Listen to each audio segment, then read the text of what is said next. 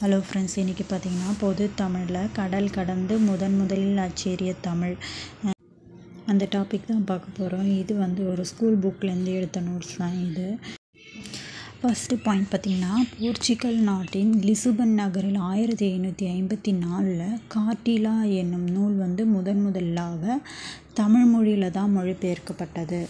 Portugal நாட்டின் லிசுபன் நகரில் 1754 கார்டிலா என்னும் நூலில் முதலாக தமிழ் மொழியில் தான் மொழிபெயர்க்கப்பட்டது. கார்டிலான்ற நூல் முதலாக தமிழ் மொழியில் தான் மொழிபெயர்க்கப்பட்டது.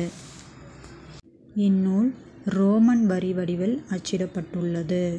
அதாவது கார்டிலா என்னும் நூல் ரோமன் வடிவில் அச்சடிக்கப்பட்டுள்ளது. இந்நூலின் முழு பெயர் கார்டிலா டி லிங்குவா தமிழ் இ போர்த்துகீஸ். இந்நூலின் மொழி பெயர் கார்டிலா டி லிங்குவா தமிழ் இ போர்த்துகீஸ். இந்நூல் அன்றைய காலத்திலே சிவப்பு மற்றும் கருப்பு நிறத்தில் வெளிவந்தன. இந்நூல் அன்றைய காலத்திலே சிவப்பு மற்றும் கருப்பு வண்ணங்களில் வெளிவந்த ஒரு நூல்.